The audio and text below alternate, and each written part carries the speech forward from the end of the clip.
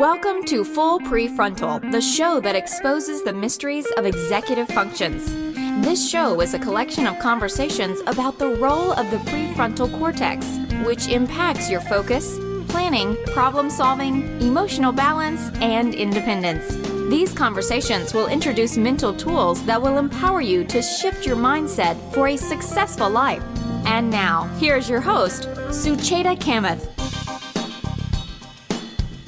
All right, welcome back to Full Prefrontal, exposing the mysteries of executive functions. I am here with our host, Sucheta Kamath, a second conversation with Dr. Peg Dawson. Looking forward to that. But before we go there, Sucheta, you're going to tell us a story about Guy Ritchie. I'm looking forward to that. Yes, Todd, I am going to share a story about Guy Ritchie. So not everyone at age 9 knows that they want to be a firefighter or a doctor or the president of the United States. In fact, many youngsters struggle in finding themselves. It's our brain's maturation that truly holds them back. Recently, I heard Guy Ritchie's interview. He's the famous filmmaker whose first film, Lock, Stock, and the Two Smoking Barrels, was a breakout hit. He talks about his own story this way. So growing up, Guy Ritchie struggled with dyslexia and attended a number of different schools. Eventually, at age 15, he dropped out of school for having been caught using drugs. And that's the main reason why he was asked to leave. When asked about his dream of becoming a filmmaker at a young age, Guy Ritchie says, "I'm not sure if I was so focused as to thinking about being a filmmaker at that time. Rather," he said, "I was focused on dropping out of school." So after dropping out of school, Guy began to sell drugs. And he fondly says that it's very hard to be a successful drug dealer, as I found out. If you ask me, the very thing that is needed to be successful in school is also needed in selling drugs and making a profit. So interestingly, after bouncing from one place to another and one idea to another, Guy Ritchie finally landed in the film industry at around age 25. His first gig, in fact, was a tea boy. He brought tea to people. And of course, you can imagine that's a very British thing to do. I was enthusiastic about it, literally from the day one. Once I started, I did not stop working. That's what Guy described about his transition from a tea boy to eventual small productions and the short film that he produced after that. I heard Guy Ritchie say that it's in nothing else did I sustain any motivation or interest. But as soon as I got interested, as soon as I started in the film business, I was off to the races. So Guy Ritchie's story is a testimony to maturing prefrontal system. Once it comes on, it provides focus, engagement, and a desire to persist. Guy Ritchie said in his closing conclusion during his interview that if there is one piece of advice I would give anyone, it is do not sweat until you're 25. There seemed to be something that takes place in the brain at 25 when you have had a quarter of century of arsing around and learning about life. So our guest, Peggy Dawson, is going to talk about the journey of struggling children and youth who need more than just life's bumps to ultimately discover their strengths or to be able to channel themselves towards personal success. So I would love to introduce you to Dr. Peg Dawson for her part 2 of the interview. She is an outstanding school psychologist, and she has done some very impactful work in this field of executive function diagnosis and treatment. Dr. Dawson has worked at the Center for Learning and Attention Disorder in Portsmouth, New Hampshire for over 25 years, where she specialized in the assessment of children and adults with learning and attention disorders. Dr. Dawson is most known for her Amazon bestseller book, Smart But Scattered, which she co-authored with Dr. Richard Guare, a book every parent and educator must read. They also have a new book that has just come out, which I highly recommend as well. Dr. Dawson is a past president of both National Association of School Psychologists and International School Psychology Association.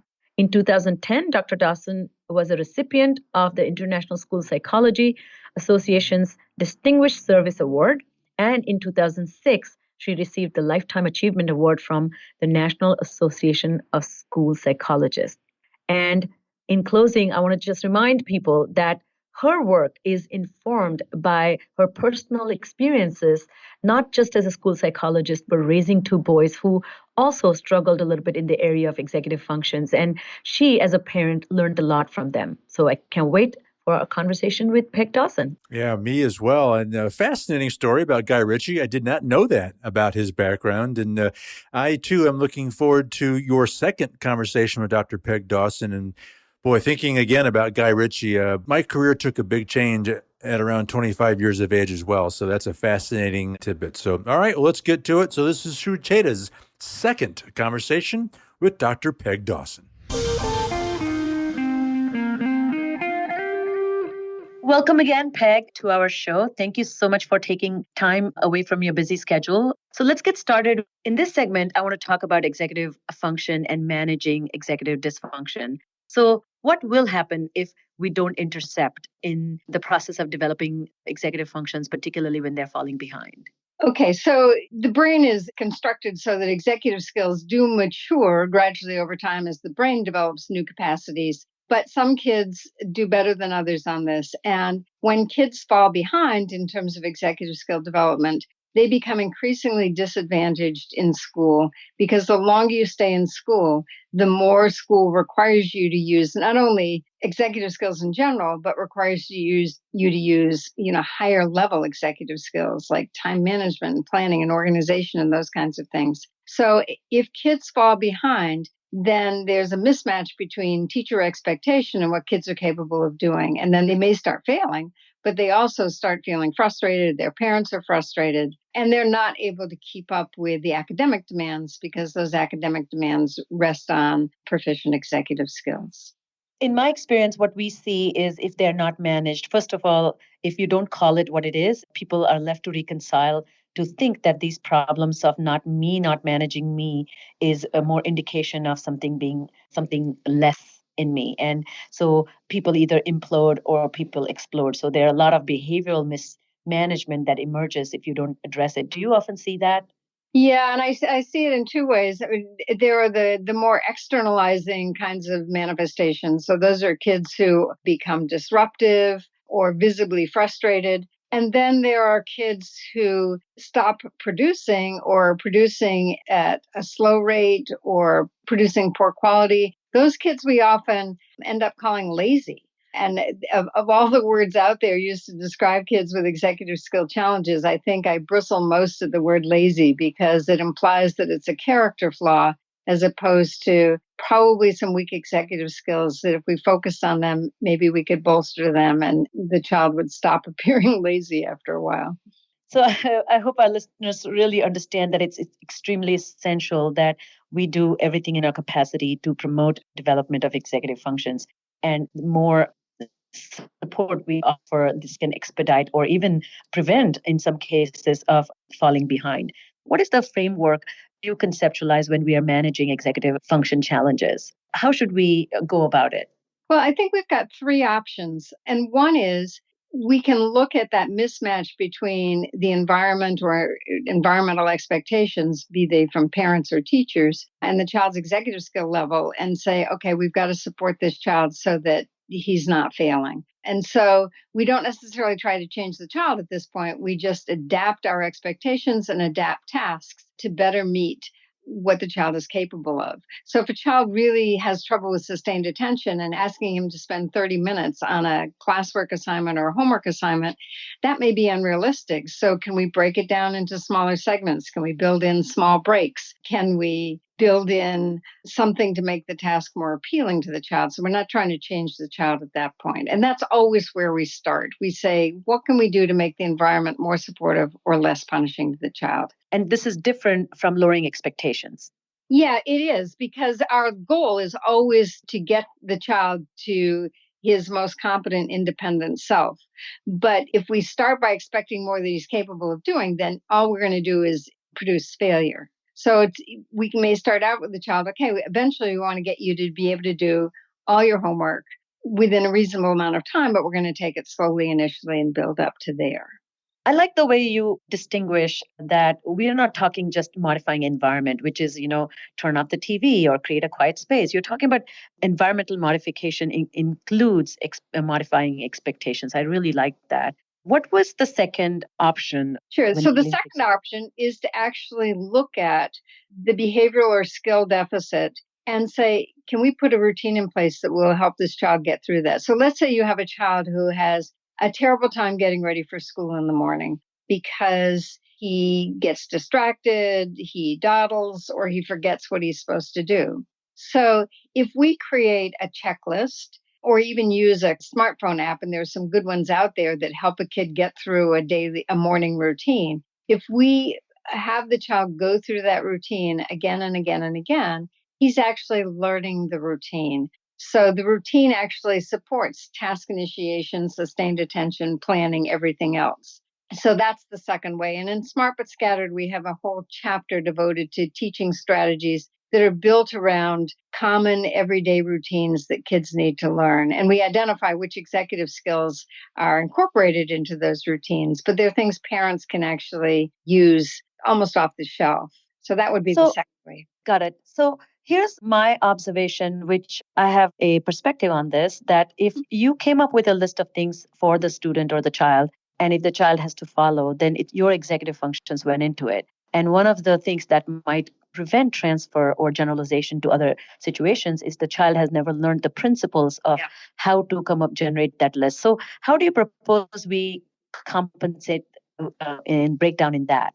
Yeah, I'm so glad you asked that question, because that's how our thinking has evolved actually since we wrote Smart But Scattered, because we realized there are two ways of teaching kids executive skills. One is to give them the routine and walk them through the routine. But the other way, which we do think is better, is to say, you know what, we've got a problem with getting ready for school in the morning. Let's think about what needs to go into that. And let me get your ideas on how we could work on that. And so now you're actually engaging the child at the problem solving level or the planning level, rather than you just handing them a plan. You're saying, we need to come up with a plan. And the child has some input into that. In fact, some of my favorite ways to talk to kids, if they present a dilemma or a problem, is to say, well, what's your plan? Do you have a plan for that? And that sort of puts it back on them, so they have to generate the strategy of the plan. One of the ways I introduced this concept of planning and creating a list. So to list is something that to me is a predetermined sequence of events that repeat themselves. And I like to contain them to 5 steps. And then we go through this process of what is inviolate. Like if you are in crisis and you are running out of time, out of those 5 steps, which 2 steps can never be let go. And so kind of helping kids to do that kind of problem solving. So when they generate the list, that this principle is kept in mind. And I find that that helps develop that underpinning cognitive ability. Yeah, I like that. That's great. So what's the third option? So the third option is actually finding ways to motivate your child to use the strategies that you're trying to teach them. And so we talk about, can you use incentives? I mean, one of the most powerful ways to encourage kids to practice is to build in simple routines like first work, then play. So first they practice whatever skill they need to practice, and then whatever is on their preferred list of activities, that follows that. So one of the most effective is, kids who love to play video games, that's fine. You can play half an hour of video games, but first you get your homework done. Or you get your homework done by 7:00 if you're working on kids working in an efficient fashion. And if you do get your homework done by 7:00, then you get to play half an hour of video games. And then sometimes it comes down to, well, the child does his homework by 7, but it's a mess and it's full of mistakes. So then as a parent, you say, okay, homework has to be done by 7:00. And when I glance at it, I don't want to see more than 2 or 3 mistakes. And so those are all ways to build in consequences that encourage the child to engage in or practice whatever behaviors we're working on. A lot of parents have resistance to that because, I hear parents all the time saying, I don't want to pay my kid to do something they should want to do anyway. But my feeling about the use of incentives is we're trying to build in practice. We're trying to entice kids to spend time practicing skills that may not be easy for them, that actually may be aversive to them. And if incentives enable them to get that practice time in, then to me, they're worth considering. So when you say incentive, it could be a actual financial reward, it could be a sticker, or it could be time given to play a video game. So it's a very specific, concrete reward given immediately after completion, correct? Yes, although we also, whenever possible, are building in social reinforcers as well. So can you tell us a little bit about that? Well, that would be letting the child know what he's done. man, you stuck with that homework. You didn't get distracted. You got it done on time. Terrific. So now what you're doing is you're giving the child positive feedback about the behaviors that are associated with the executive skills you're trying to teach or trying to encourage. So the more specific you can be in terms of positive feedback to kids, and you can even use terms like goal-directed persistence. Whoa, that puzzle was tough for you. You stuck with it. You know what that's called? That's called goal-directed persistence. I'm impressed with how hard you worked. So those kinds of statements. What I find about this work, it requires parents and educators to be so pro psychology. They need to have a very deep understanding of human behavior. And many people struggle with that, Peg. Do you find that? They're not as intuitive as one might think.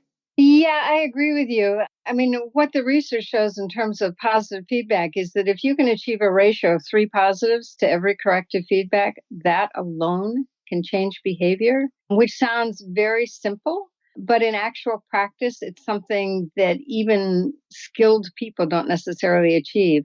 My colleague went into preschools a few years ago and looked at the ratio of positive to corrective feedback in preschools. And most people think of preschool teachers as being the most positive people out there. Exactly. Because there's not the demands for academic performance that you find once kids hit elementary school. But what they found was the typical ratio was 3 correctives to 1 positive. And the best teachers they came across were ones who had a 1-to-1 correspondence. Wow. So it is something that doesn't come naturally. On the other hand, when I've talked with other people who've managed to persuade parents or teachers to use that strategy, they report very quick results. So it's not something that comes naturally, but it is something that can be learned, and it can produce pretty dramatic results in a pretty short time. I use the lens of social psychology and social cognition research. My favorite reference that I bring in is Baron Cohen's research, which is empathy erosion. That means when we start the day, for example, we have great empathy and compassion, and our empathy erodes with time and roadblocks, and particularly negative responses or pushback.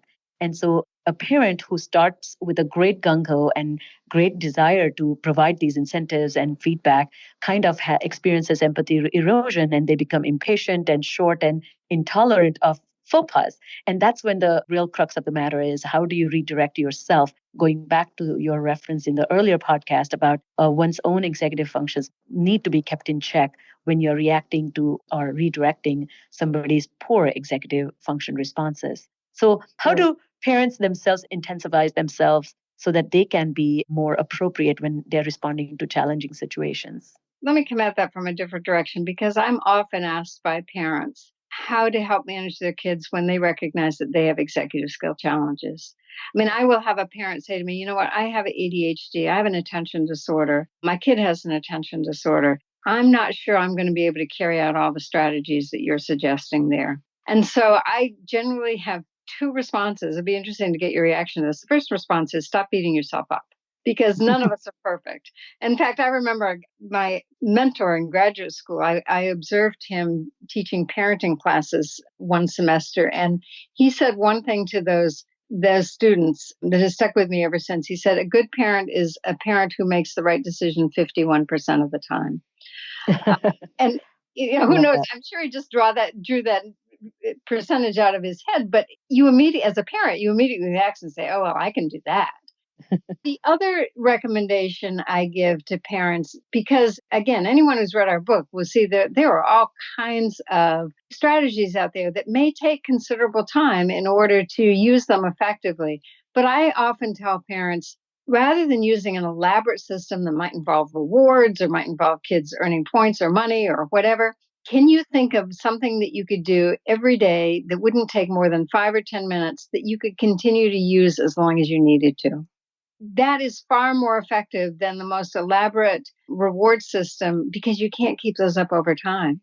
And so basically, I mean, as an example, the way I got my son with an attention disorder through high school was, first of all, I narrowed my goal, and when I thought about all the things I wanted him to accomplish by the time he graduated from high school, I zeroed in on 2. I said, I'd like him to complete his homework on time and hand it in. And so those were the things I focused on through high school. And when he came home from school every day, I asked him 2 questions. What do you have to do? When are you going to do it? It was rarely more than a 5-minute conversation, but I kept it up day in and day out. I think I faded it by his senior year because he didn't need me to be asking that anymore. And I had, I've told the story a lot. So if anybody's listening to your podcast, they will hear this story again.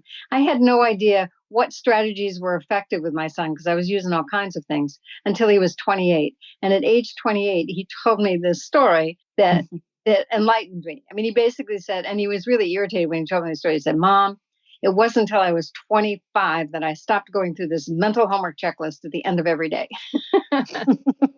and so, I mean, he graduated from college at 22 and didn't start graduate school until 26. So there were 3 years in there where that mental homework checklist was useless to him. And that's why he was telling me that way. But that was where the light bulb went on for me. I said, okay, so that was something I did, 5 minutes a day from 8th grade through his senior year in high school. And obviously it paid off. In fact, I just talked to him a few months ago. He's 37 now. And he said, Mom, even now when I'm stressed, I fall back on that mental homework checklist. No, I love it, Peg. I think your point is absolutely right. One thing that I have found useful, particularly parents who really get stressed out about not knowing how exactly to be effective, is I highly recommend people to video record their children as a feedback and not to watch it right then and there, but to create, let me show you what I see and what is it that you want me to do about it. So kind of bringing them back into the problem solving for themselves, but from a perspective of many people, not just for himself. Yeah. Because it's so easy to resist mom or dad. But when you see what mom and dad are going through when they're dealing with you, maybe there's an opportunity to see the situation with greater compassion. Yeah, I like that. So that is such a wonderful discussion, Peg. Thank you for your wisdom and so many points we didn't get a chance to talk about. But I really appreciate you explaining from a perspective of handling executive functions from being an expert as well as a mom. So any parting thoughts regarding what is one thing that you always want people to remember when they think about dealing with complex set of skills of executive functions? Yeah, again, I have to come back to, let's look at this as skills that can be strengthened as opposed to character flaws that you blame kids for. If we can do that, then I think we're on the right track. Well, thank you for ending with a message of hope that this can be managed and this can be learned and this can be developed. If people want to reach you, what's the best way to get hold of you? I think the best way is to go to our website, which is smartbutscatteredkids.com. There's an email link that you can contact me, but there are also a lot of other resources on the website, including links to our books and descriptions of the books if people want those, but also some free downloadable materials as well. So they may want to take a look at that. Thank you, Peg, for being on the show. I really enjoyed our conversation. Yeah, likewise. Thanks for contacting me. All right, we are back, and wow, another great conversation with Dr. Peg Dawson, Sucheta. She has been a joy to have on the show. One of the things that you two talked about was this idea that executive functions have become much more relevant for success in school and, of course, beyond. And Dr. Dawson certainly warns that if we do not help our children with these issues, it can have severe consequences, right? They certainly can. And as you saw the way I asked the question, that what is the risk that we run when we don't intercept? When we know the child is struggling or is having difficulty in becoming independent or skilled. And she was quite clear that even though we understand that these skills take time to mature and they don't all emerge at the same time, the biggest risk we run in formal years of learning is the child will fall behind. And increasingly, this can create a great sense of stress and disappointment with the child's progress and success. And the things that I'm most concerned about is that during the formal years of learning, at least the skills that we are needing to see emerge are in the area of executive functions, but a lot of formal educational components are also mastered through practice, through executive function mastery. So these students, when they leave high school or leave college, they may come out at the other end without truly having mastery. And that can create a disadvantage for their workforce entry or their capacity to become a gainfully employed citizen of this world. Well, what I thought was a very important segment of your second conversation with Dr. Dawson was she presented 3 options to help manage executive functions. So I think it'd be great if you would review those with us. Certainly, I would be happy to. And one thing, again, our listeners need to really take it to heart that her message, my message, and all the experts that are out there who do important work with executive function, there's a great common mistake that happens, which is students who are underproducing, underachieving, or they're producing poor quality of work, or they stop producing altogether, often run a risk of being called lazy. And lazy is a character flaw. And lazy indicates that you have all the capacity and skill. You're choosing to defy. You're choosing to resist. You're choosing to oppose. And that is not true. And that's why we need to pay careful attention to how we support. And I love the framework she gave. So the first takeaway of managing executive functions is to environmental expectations, to modify environmental expectations. One thing that she means by that is to really teach students or kids how to adapt the response to the task that they're working with. If the entire task is too large, then what is allowable and producible? So, for example, if you expect your child to make the bed, and if the child is not making the bed, then the first step, it may be just to you make the bed and have the child put the pillow on it. So what you're doing is you are maintaining the task engagement, but you have taken away the load. And this taking away the load is guaranteeing engagement. And second, it's also breaking it into smaller parts. And so I see that as a very valuable way of managing the productivity and kind of having a place where you can always start. She also pointed out that this is not lowering expectations. In fact, it is opposite of that. It is actually tweaking expectations. So you are creating skills that go into meeting the expectations. The second takeaway I thought was really, really critical is the actual skill development. And she believes that one can do that through managing behaviors and promoting the skill set that will compensate for the deficit. And she has some really nice suggestions about that. And the last part she talks about is how to work on motivation and how do we motivate the child to engage in strategy use. And this is another very critical part in managing executive functions. And in my talks and in my work, I always point out that it's very easy to tell kids what to do. And if you're telling the kids what to do, your own executive functions go into it. And that's not what's going to help the child to develop the executive functions needed. So she has nice suggestions to engage the child's motivation to see value in the strategy that I provided, and eventually a possible way of shifting that focus so the strategic thinking can be taught through problem solving as well. So these were the important takeaways that I found that were very relevant. The last part I will say, which is a takeaway for parents, that parents might find themselves ineffective working with students or children with executive function challenges because there's not consistency. And quite often, to be honest with you, there's a lot of resistance. So she has some suggestions for parents that, number one, she said not to beat up on yourself. If you're not getting kind of cooperation, to kind of be forgiving of yourself. And the second point that she made was also very important, which is, where are you going to be consistent? So focus on the area where you can guarantee your own consistency. So coming up with elaborate systems that you cannot keep up with probably is not the best idea. So something simple where you can be effective simply because you're consistent is a great takeaway. So I think it's a wonderful conversation. I recommend those who have missed the previous conversation to go back and listen to part 1. But Todd, it was really empowering conversation that can add great value for our listeners. Well, I couldn't agree with you more. And if I'm a parent, or frankly, even an educator who is dealing with children or students that have issues with the executive functions, this was in fact a great conversation to really give you some keen insights as to how to move forward. So great stuff. All right. Well, that is it for today's episode in our second conversation with Dr. Peg Dawson. On behalf of our host, Sucheta Kamath, and all of us at Cerebral Matters, thanks for listening today, and we look forward to seeing you next week on Full Prefrontal.